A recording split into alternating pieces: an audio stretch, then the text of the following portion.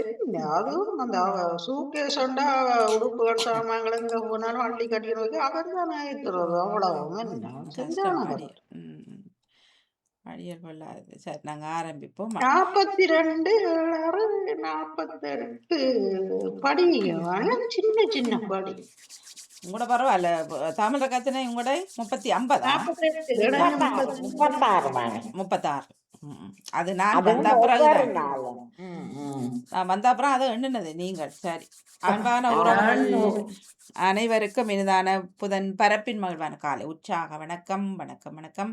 இந்த நாள் இனிய நாளாகவே இந்த நொடி வரைக்கும் எங்கள் எல்லோரையும் பேச அரைக்கத்தில் உட்கார வச்ச கடவுளுக்கும் மறுவாதன் என்று பகிர்ந்து இன்று அனைத்து நல்ல தினங்களை கொண்டாடிக்கின்றிருக்கும் எல்லோருக்குமே இனிதர வாழ்த்துக்களையும் கூறியபடியே இன்றைய நாள் நேரல் நிகழ்ச்சிகளுக்குள் இணைந்து செல்லலாம். 22/4/2026 மற்றும் ஒரு புதன் காலை நேரலை பொழுதோடு இணைந்திருக்கின்றோம் என்ற பல கேட்கின்றீர்கள். இது மறுவரப்பா நேரலையாண்டு, அதனால் தான் நேரலை என்று சொல்வது காலையில். வழமை போலவே மும்மத சிந்தனை நேரம், அதனைத் தொடர்ந்து யோகாசன பயிற்சி தர்ஜினி சண்முகநாதன் அவர்கள் இணைகின்றார்கள். அதனை தொடர்ந்து வருகின்றது பொருட்சொல் சிந்தனை சமகால இலக்கியம் இப்படியாக இடம்பெற்று 10 மணிக்கு குடும்பங்களையும் 11 மணிக்கு மருத்துவர் நேரம் டாக்டர் பெனிட்டா ஸ்டீஃபன் அவர்கள் இணைய காத்திருக்கின்றார்கள். வணக்கம் தமிழக்கா, வாருங்கள். உற்சாக வணக்கம் பாணி. மும்மத சிந்தனை நேரத்தில் டேவிட் ஆண்டனி அவர்கள் உங்கள் சிந்தனையை தாருங்கள். அனைத்துலகோரே கடவுளை போற்றி அப்பறியுங்கள் என்கின்றது திருப்பாடல் 66. பிதாச்சுதன் தூயாவியின் பேராலே ஆமென். இறை புகழ்ச்சி உமக்கே. அன்பு பாமுக உறவுகளுக்கு எனது காலை வணக்கம். உங்கள் குடும்ப நல உற்சாகத்திற்காக இறைவனை பிரார்த்தித்து கிறிஸ்தவ நற்சிந்தனை வழங்குபவர் பிரான்சில் இருந்து டேவிட். கிறிஸ்தவ நற்சிந்தனை தொடரன் 2068 பாஸ்கா காலம் 3ஆம் வாரம் என்ற புதன் தினமாகும். இன்று திருகவை புனித சோடர் அவர்களை நினைவு கூறுகின்றது. அன்பான உறவுகளே, இறைவனை நன்றியோடு பாடுவோம். என் தெய்வம் இயேசு என்னோடு பேசுவார், எனக்கு சந்தோஷமே.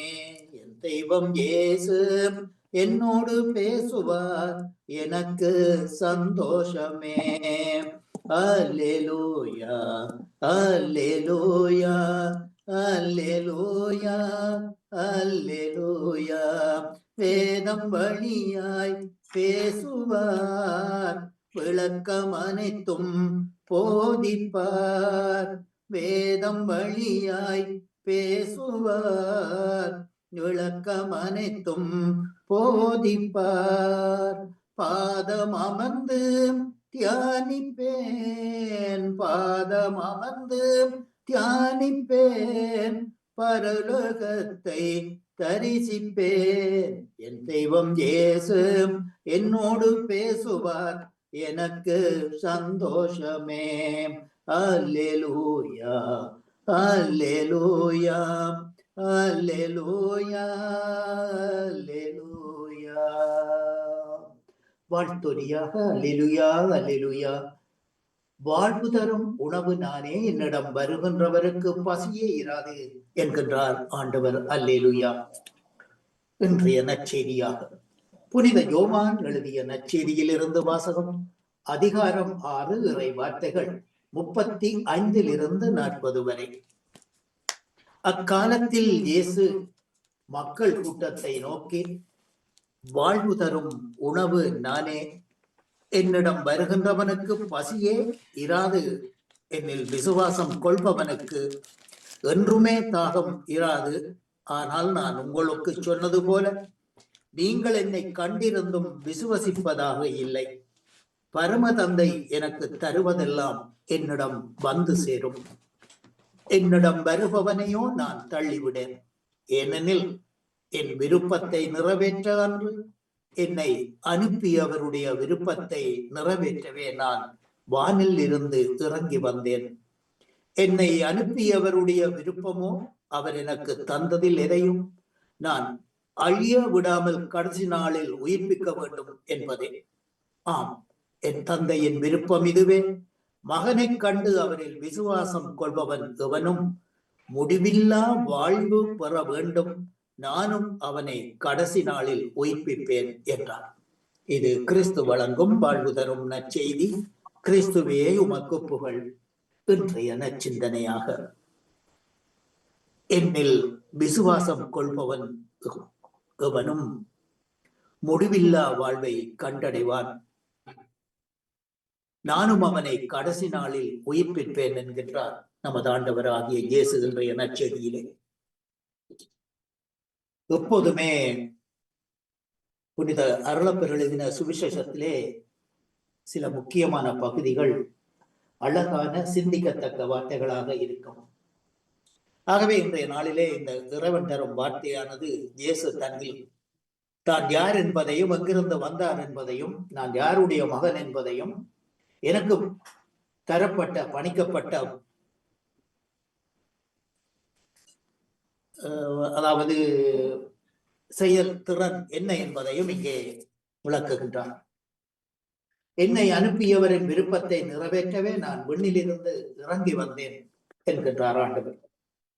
வாழ்வு தரும் உணவு நானே. இந்த செய்தி பசியால் துவண்டு கிடக்கும் மானுடருக்கு வழங்கப்பட்ட நம்பிக்கை செய்தி, உடைந்த உள்ளங்களுக்கு வழங்கப்பட்ட உயிராற்றல், இல்லாதோர்க்கு இருப்பவர் தம்மிடம் இருப்பதை பகிர வேண்டும் என்று அருளப்பட்ட வற்புறுத்தல், பிறர் நம்மிடம் காட்டும் அன்பு எவ்விதமான அன்பு என்பதை நம் நடைமுறையில் பார்த்து கொண்டிருக்கின்றோம்.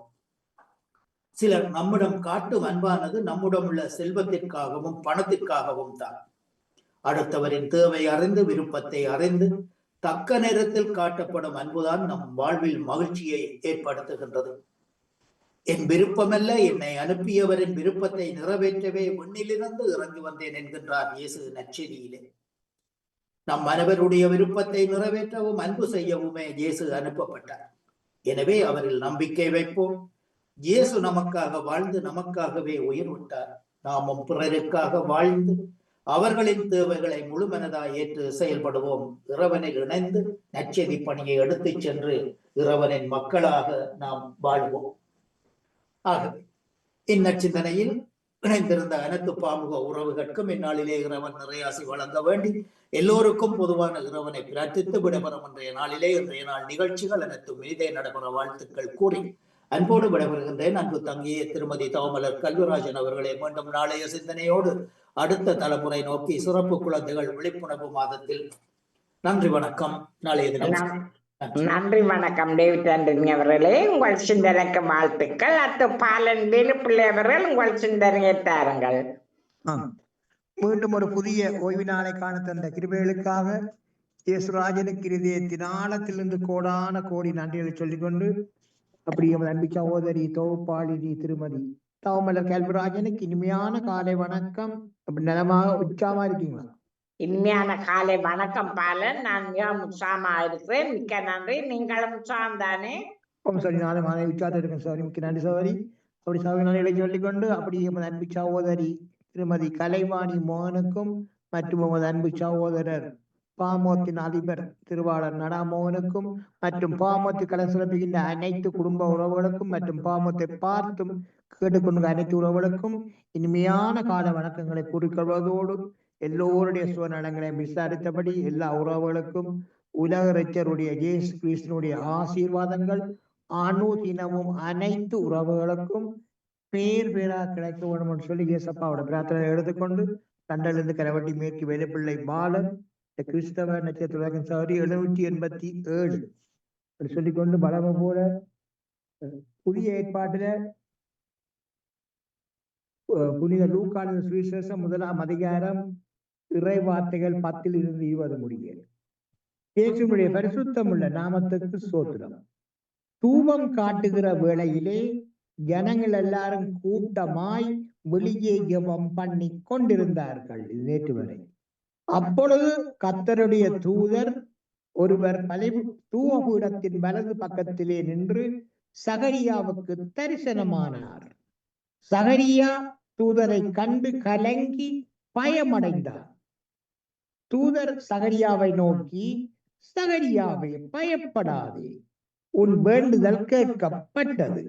உன் மனைவியாகிய எலிசபெத்து உனக்கு ஒரு குமாரனை பெறுவாள். அவனுக்கு யோவான் என்று பெயரிடுவாயாக. உனக்கு சந்தோஷமும் மகிழ்ச்சியும் உண்டாகும். அவன் பிறப்பின் நிமித்தம் அநேகர் சந்தோஷப்படுவார்கள். அவன் கர்த்தருக்கு முன்பாக பெரியவனாயிருப்பான். திராட்சரசமும் மதுவும் குடியான். தன் தாயின் வயிற்றில் இருக்கும் போதே பரிசுத்த ஆவியினால் நிரப்பப்பட்டிருப்பான். அவன் இஸ்ரவேல் சந்ததியார் அநேகரை அவர்கள் தேவனாகிய கர்த்தரிடத்துக்கு திருப்புவான். பிதாக்களுடைய இருதயங்களை பிள்ளைகளிடத்திற்கும் கீழ்ப்படியாதவர்களை நீதிமான்களுடைய ஞானத்திற்கும் திருப்பி உத்தமமான ஜனத்தை கர்த்தருக்கு ஆயத்தப்படுத்தும்படியாக அவன் எலியாவின் ஆவியும் பலமும் உடையவனாய் கர்த்தருக்கு முன்னே நடப்பான் என்றார். அப்பொழுது சகரியா தேவதூதனை நோக்கி, இதை நான் எதினால் அறிவேன்? நான் கிழவனாயிருக்கிறேன், என் மனைவியும் வயது சென்றவளாயிருக்கிறாளே என்றார். தேவதூதன் சகரியாவுக்கு பிரதியுத்தரமாக, நான் தேவ சன்னிதானத்தில் நிற்கிற கபிரியேல் என்பவர். உன்னுடனே பேசவும் உனக்கு இந்த நற்செய்தியை அறிவிக்கவும் அனுப்பப்பட்டு வந்தேன். இதோ தகுந்த காலத்திலே நிறைவேறப் போகிற வார்த்தைகளை நீ அலட்சியம் செய்தபடியினால் இவைகள் சம்பவிக்கும் நாள் மட்டும் நீ பேசக்கூடாமல் ஊமையாயிருப்பாய் என்றார். தன் தொடர்ச்சி நாளை தொடர்பு சொல்லிக்கொண்டு கர்த்தருடைய பரிசுத்த நாமத்துக்கு ஸ்தோத்திரம். வற்றாத நீரூற்று போலிருப்பாய், வளமிக்க தோட்டத்தை போலிருப்பாய். நீ வற்றாத நீரூற்று போலிருப்பாய், வளமிக்க தோட்டத்தை போலிருப்பாய். கர்த்தரை நம்பி நீ வாழ்ந்திருப்பாய், காலமெல்லாம் நீ செழித்திருப்பாய். கர்த்தரை நம்பி நீ வாழ்ந்திருப்பாய், காலமெல்லாம் நீ செழித்திருப்பாய். வற்றாத நீரூற்று போலிருப்பாய், வளமிக்க தோட்டத்தை போலிருப்பாய். பஞ்ச காலத்தில் உன் ஆத்துமாவை திருப்தியாக்கிடுவார், தினமும் நடத்திடுவார். பஞ்ச காலத்தில் உன் ஆத்துமாவை திருப்தியாக்கிடுவார், தினமும் நடத்திடுவார். திருப்தியாக்கிடுவார், தினமும் நடத்திடுவார். வற்றாத நீரூற்று போலிருப்பாய், வளமிக்க தோட்டத்தை போலிருப்பாய். தகப்பனே, மீண்டும் கோடி நன்றி ராஜா. தகப்பனே, பிரியான மார்க்கமாக ராஜா, உங்களது பிள்ளைகள் எந்தெந்த வாகனங்களின் வழியில் சென்று கொண்டிருக்கிறார்களோ மற்றும் செல்ல இருக்கின்றார்களோ மற்றும் எந்தெந்த இடங்களில் இருக்கின்றார்களோ எல்லா இடங்களிலும் தூதரை அனுப்பி நீங்கள் ஒவ்வொரு ஆத்துமாக்களையும் பேராக பாதுகாத்துக் கொள்ளணும் ஜெபிக்கிறேன் தகப்பனே. அப்படியே நீங்கள் தினமும் பாதுகாத்து வருகிறமைக்காகவும் இந்த நாளில் தூதருடைய பிரசன்னம் பாதுகாப்பாக அழைத்துக் கொண்டிருப்பதற்காகவும் கோடான கோடி கோடி நன்றி ராஜா. சோத்திரம் தகப்பனே, சோத்திரம் ராஜா. மற்றும் தகப்பனே, உலக ரீதியில் நிரந்தரமான சமாதானத்தை கொண்டு ஜெபிக்கிறேன் தகப்பனே. அப்பனே, நான் அதிபர்களோடு ராணுவ தலைவரோடு நீங்கள் பேசுங்க ராஜா, நீங்கள் பேசுங்க. நிரந்தர சமாதானத்தை கொண்டு வாங்க ராஜா. தேசங்களை ஆசீர்வதிங்க ராஜா, ஆசீர்வதிங்க. சோத்திரம் தகப்பனே. மற்றும் தகப்பனே, நீ சொல்லிக்கிறீங்க ராஜா பரிசுத்த வேதாமத்தில, மாம்சமான யாவர் மேலும் உங்களோட ஆவியை ஊற்றுவேன்னு சொல்லி தகப்பனே. ஒரு ஆத்மா கூட ராஜா பாதாள நேரத்துக்கு போகப்படாத ராஜா. உங்களை சித்தம் அல்ல ராஜா, உங்களை சித்தம் அல்ல தகப்பனே. எல்லோரையும் அனுப்பி ஆசீர்வதிங்க, ஆசீர்வதிங்க, ஆசீர்வதிங்க. எல்லோரும் உங்களுடைய பிள்ளைகள் ராஜா, ஆசீர்வதி. சோத்திரம் மற்றும் ராஜா, குடும்பங்களின் ஆசீர்வதிங்க. தேவைகளை சந்திங்க ராஜா. தனியா குடும்பங்களை ஆசீர்வதிங்க, வழிநடத்துங்க, பாதுகாத்துக் கொள்ளுங்க. நன்றி சோதனை, அதுக்காக நன்றி சோதனை தாப்பனி, சோதனை ராஜா. மற்றும் ராஜா, பாமோத்தின் அதிபர் குடும்பம் கைது செய்யும் சகலவற்றையும் ஆணுத்தினம் அவர்களை ஆசீர்வதித்து அவர்களை பலப்படுத்தி செல்லுமிடமெல்லாம் கூடவே இருந்து அவர்களை அணுவினாடி பாதுகாப்பா நடத்தவன் சொல்லி சப்பாவிடம் பிரார்த்தனை எடுத்துக்கொண்டு சாரி விட வர்றேன். நன்றி, வணக்கம். நன்றி வணக்கம் பாலன் வேலுப்பிள்ளை அவர்களே, உங்கள் சிந்தனைக்கு வாழ்த்துக்கள். அடுத்து ஜேம்ஸ் அல்சன் அவர்கள் உங்கள் சிந்தனையை தாருங்கள்.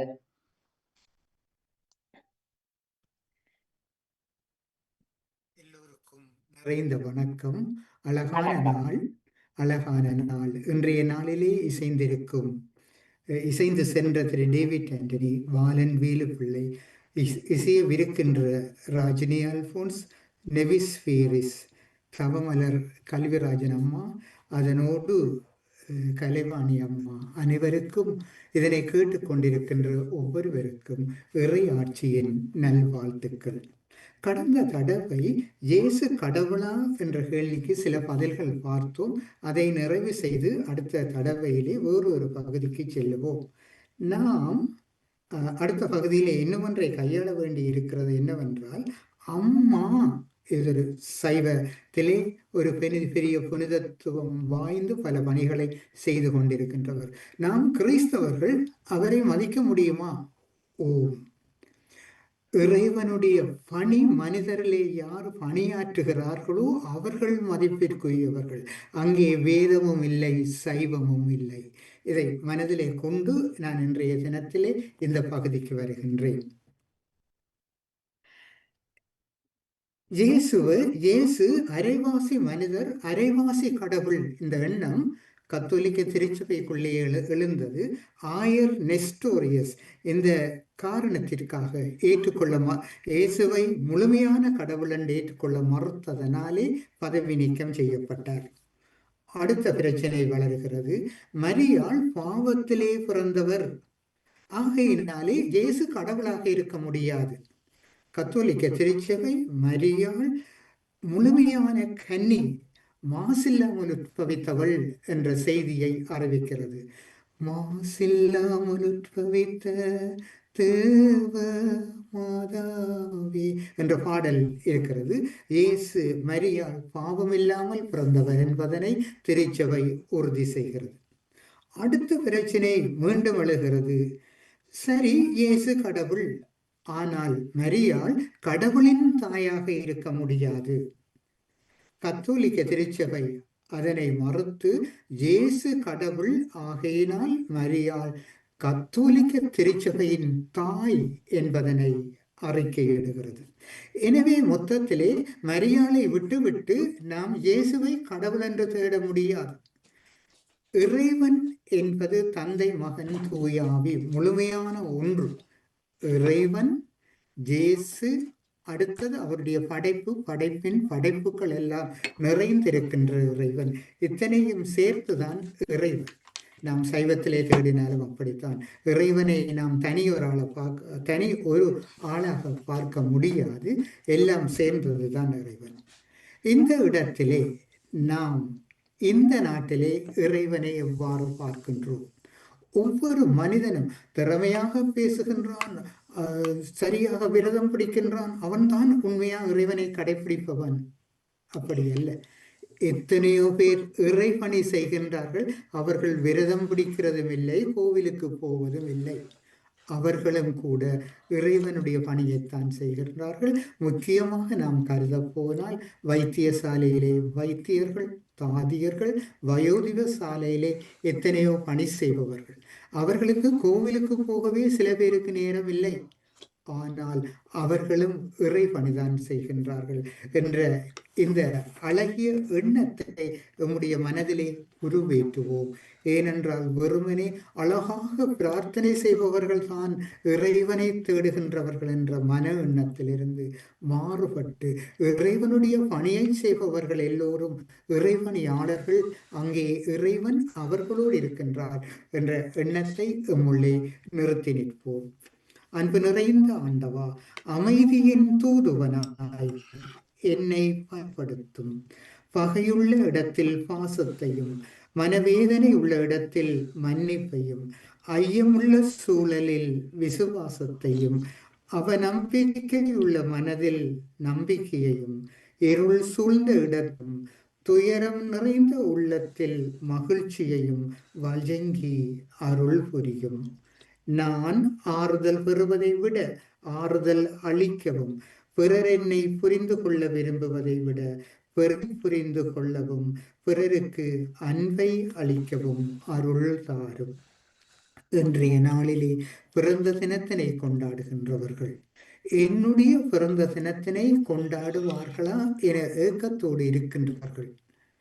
இன்றைய நாளிலே வேலைக்கு செல்லுகின்றவர்கள் தாங்கள் வேலைக்கு செல்வதனாலே இந்த உலகம் வாழ்கிறது, அது இறை பணி என்று உணராமலே அதை செயற்படுத்துகின்றவர்கள். என்னுடைய பிள்ளை எனக்கு தொலைபேசி எடுக்குமா கிடைக்காமலே இயங்குகின்றவர்கள். வயோதிப வாசலிலே வந்து நின்று என்னுடைய பிள்ளை இன்று என்னை தேடி வரும் என்று ஏங்கி நின்று பிள்ளையை காணாமலே திரும்பி செல்லுகின்றவர்கள். வயோதிப சாலையிலும் மற்ற பணிகளிலும் பணி செய்கின்றவர்கள். இன்று இந்த தளத்திலே நாம் இறைவனுடைய பணியை செய்கின்றோம் என்பதை புரியாமலே பணி செய்கின்றவர்கள். எத்தனையோ அழகான பணிகள் நீண்ட நாட்களாக நிறைவு பெற்ற நாட்களாக கூட இந்த தளத்திலே இடம்பெற்று கொண்டிருக்கின்றது. அவர்களுக்கும் இறையாட்சியின் அன்பும் அருளும் நிறைந்திருக்க அருள் வேண்டி விடைபெறுகின்றேன். நன்றி, வணக்கம். நன்றி, வணக்கம். ஜேம்ஸ் ஆல்சன் அவர்களே, உங்கள் சிந்தனைக்கு வாழ்த்துக்கள். அடுத்து அண்ணா பாலமுரளி அவர்கள் உங்கள் சிந்தனையை தாருங்கள்.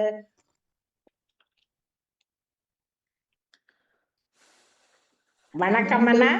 மீண்டும் ஒரு புதிய காலை பொழுதில் எங்கள் எல்லோரையும் ஒன்று கூட்டிய இறைவனுக்கு நன்றியை கூறிக்கொண்டு பாமுகம் தொலைக்காட்சியில் இணைந்திருக்கும் அத்தனை உறவுகளுக்கும் எனது காலை வணக்கத்தையும் வாழ்த்துக்களையும் கூறிக்கொண்டு இன்று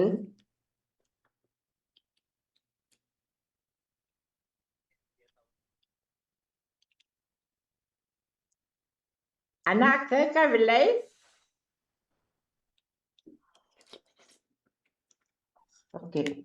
இன்று மத்தேயு நற்செய்தியிலிருந்து அதிகாரம் 28 இறைவசனம் 20.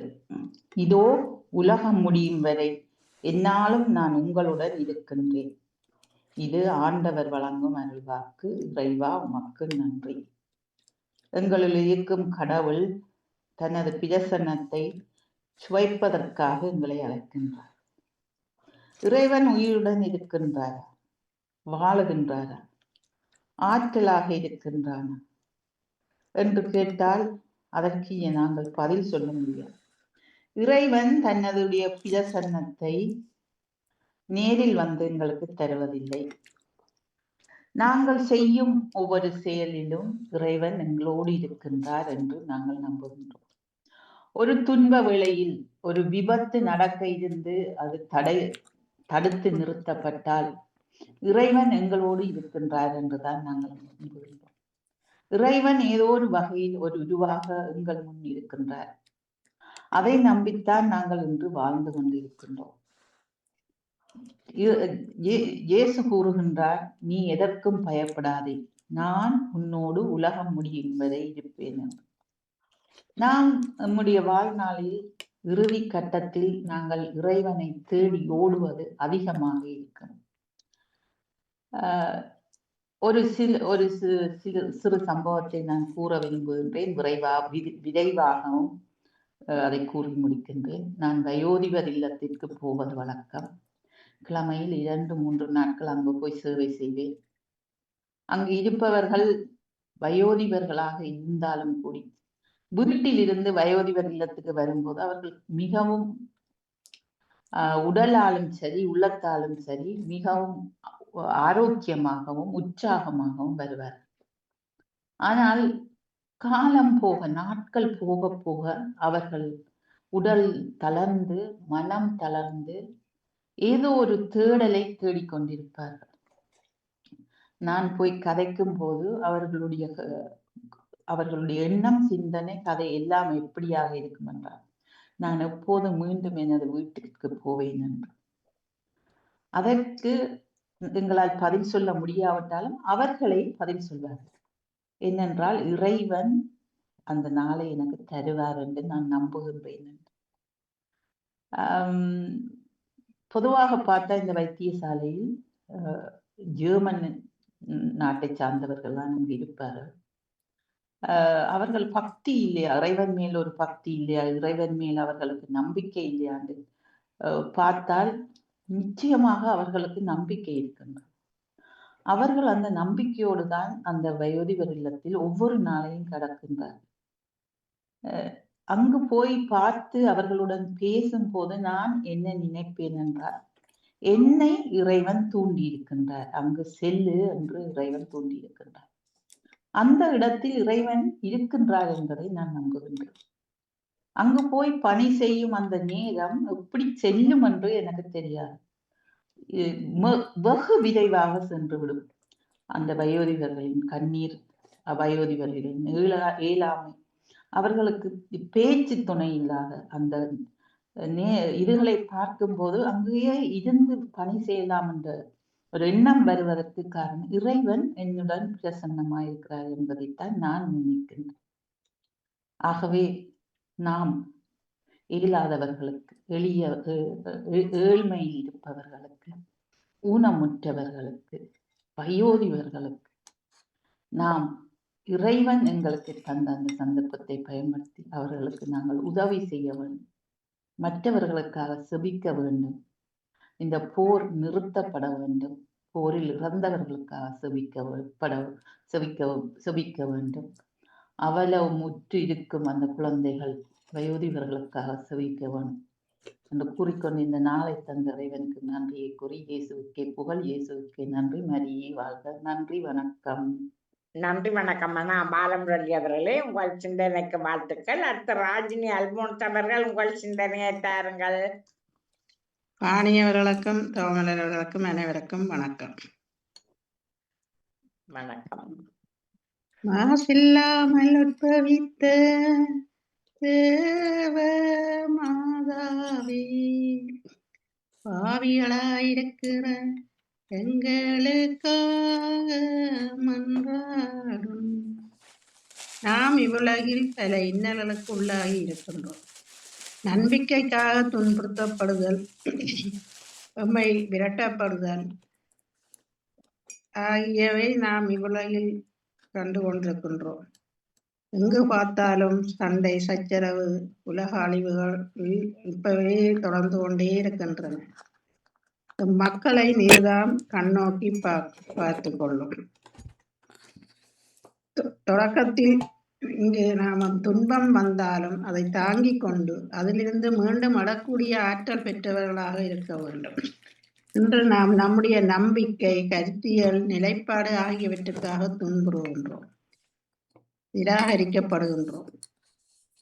நாம் பார்க்கின்ற எந்த சூழ்நிலையிலும் ஒரே துக்கமும் துயரமுமாகவே இருக்கின்றன. தயக்கம், பின்வாங்குதல், மற்றவர்களுக்கு எதிர்வினை ஆற்றுதல் போன்றவற்றையே நாம் முன்னோக்கி செல்ல விடுவதில்லை. அதில் நாம் அக்கறை காட்டுகிறோமே அழிய நாம் எவ்வழியில் செல்கிறோம் என்று பார்க்காமல் இருக்கின்றோம்.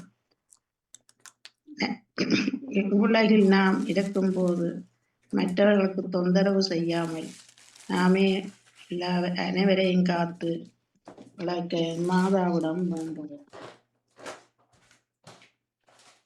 கடலின்றி இருக்கையிலே கருணை மழை பொழிவார், எம்மிருள் சூழ்ந்த வாழ்வினிலே ஒளி வீசி அருள்வார். நன்றி, வணக்கம். நன்றி, வணக்கம் ராஜினி அல்போன்ஸ் அவர்களே. உங்கள் சிந்தனைக்கு வாழ்த்துக்கள். அடுத்து ஜானதேசன் அவர்கள் உங்கள் சிந்தனையை தாருங்கள். இனிய காலை உற்சாக வணக்கம். இன்றைய தொகுப்பாளி சோமல கல்விராஜன் அவர்களுக்கும் வணக்கம். காமு தொகுப்பாளினி கலைவாணி மோகன் அவர்களுக்கும், அதிபர் நடாமோகன் அவர்களுக்கும், அனைத்து காமு அவர்களுக்கும் எனது இணைந்த காலை வணக்கத்தை கிறிஸ்தாசுரம் கூறிக்கொண்டு நான் ஜெயமந்தி ஜானதேசன். இன்றைய எனது ஆக்கம் 9052. இன்று பாஸ்கா காலத்தின் 3ஆம் வாரத்தின் 3ஆம் நாள் புதன்கிழமை. கிறிஸ்தவ நற்சிந்தனை. இயேசு கூறுகின்றார், என் சொந்த விருப்பத்தை நிறைவேற்றல்ல, என்னை அனுப்பியவரின் விருப்பத்தை நிறைவேற்றுகின்றார்.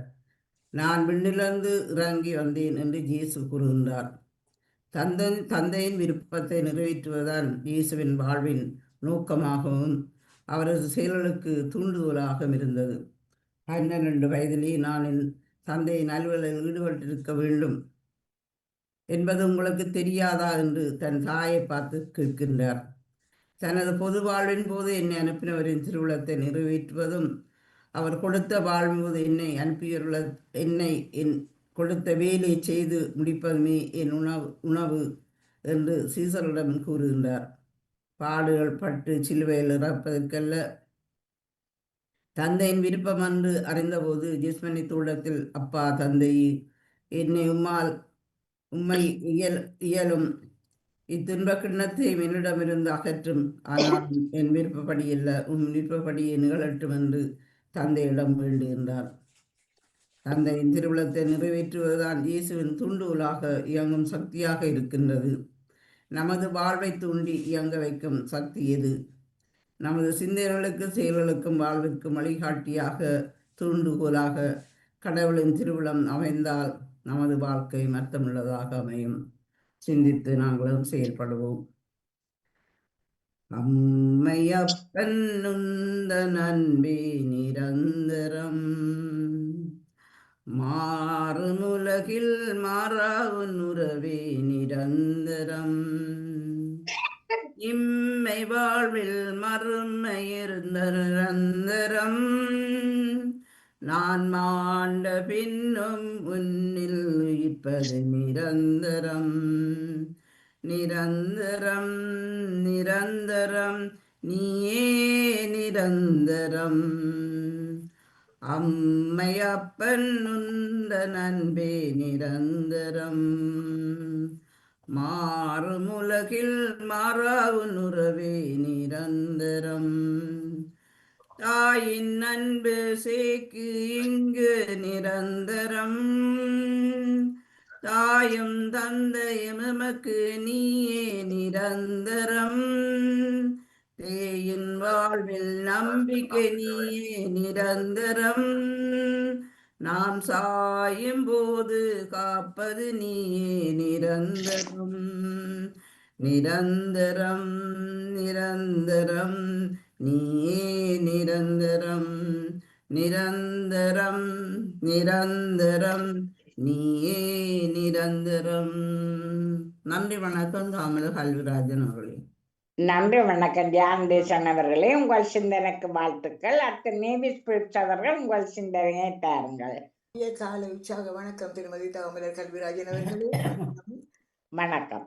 ஆமுக உறவுகளுக்கும் திருமதி நடாமுகன் வாணிமோகன் அவர்களுக்கும் சிந்தனை வழங்கிய அனைவருக்கும் கேட்டுக்கொண்டிருப்போருக்கும் என்னுடைய அன்பான காலை வணக்கத்தை குறிக்கொண்டு அமைதியான இந்த நாளை எங்களுக்கு தந்த இறைவனை வாழ்த்தி போற்றி வணங்கிக் கொண்டு என்னுடைய நச்சிந்தனை தொடரின்று 1985 என்றும் கூறிக்கொண்டு இன்றைய இறை வார்த்தையின் சிந்தனையாக, அழிந்து போகும் உணவுக்காக உழைக்க வேண்டாம், நிலை வாழ்வு தரும் அழியாத உணவுக்காக உழையுங்கள் என நிலை வாழ்வு தரும் உணவின் முக்கியத்துவத்தை எடுத்து எம்புகின்றார் இயேசு. சமாரிய பெண்ணிடம் கூறியது போல், என்னிடம் வருபவருக்கு பசியே இராது, என்னிடம் நம்பிக்கை கொள்பவருக்கு தாகமே இராது என்றவர் பசியும் தாகமும் தராத உணவும் நீரும் தருவதற்காக தனது உடலையும் இரத்தத்தையும் பலியாக தருகின்றார்.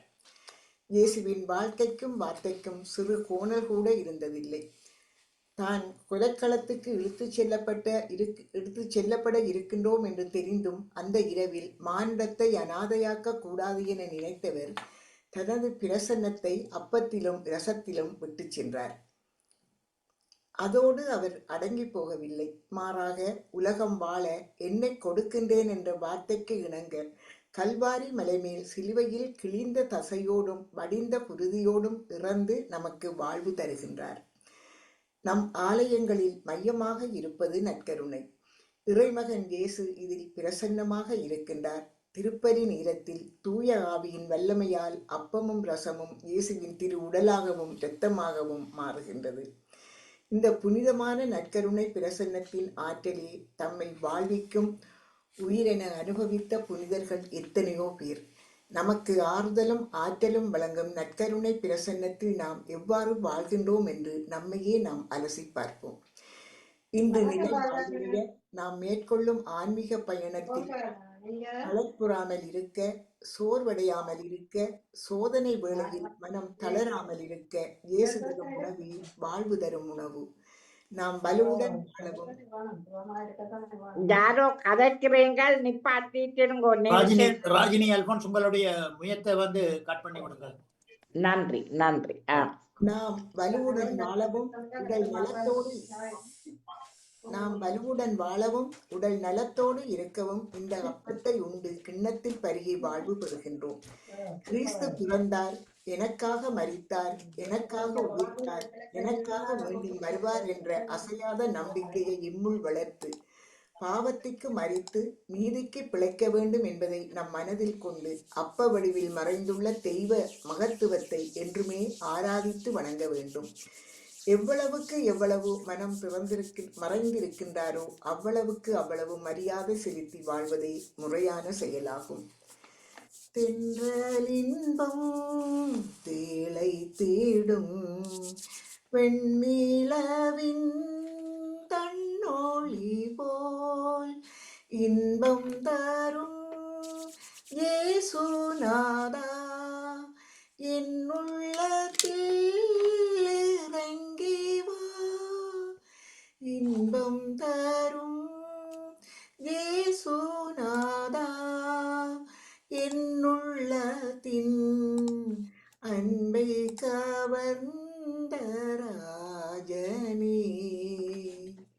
அருள் போலி அண்ணலேவா இன்பம் தரும் அன்பனேவா என் உள்ளத்தின் அன்பை கவர்ந்த ராஜனே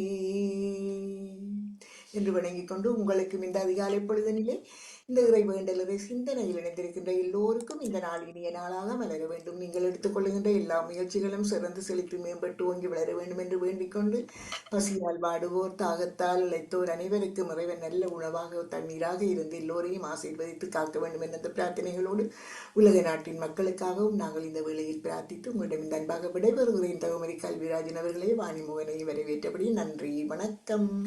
நன்றி வணக்கம். நேவிஸ் பிரிட்ஸ் அவர்களே, உங்கள் சிந்தனைக்கு வாழ்த்துக்கள். இன்று கிறிஸ்தவ சிந்தனை தந்த டேவிட் ஆண்டனி அவர்கள், பாலன் வேலுப்பிள்ளை அவர்கள், ஜேம்ஸ் அல்சன் அவர்கள், அனா பாலமுரளி அவர்கள், ராஜினி அல்போன்ஸ் அவர்கள், ஜான் அடிசன் அவர்கள், நேவிஸ் பிரிட்ஸ் அவர்கள் அனைவருக்கும் வாழ்த்து கூறியபடி வாணி தொடருங்கள். நன்றி வணக்கம். மிக்க நன்றி அக்கா. தொடர்ந்து கொள்வோம். நன்றி வணக்கம். நன்றி வணக்கம். நிறைவுக்கு வருகின்றது சிந்தனை நேரம். தாமரக்கா மற்றும் இணைந்த எல்லோருக்குமே நன்றி வணக்கம். நன்றி வணக்கம். வணக்கம். உங்கள் பக்கம் ஏதும் சிந்தனை இருப்பின்னு சொல்லலாம். நோ சிந்தனை. சரி, வணக்கம் ஜெயமலர்களே, வாங்க. வணக்கம் அனைவருக்கும்.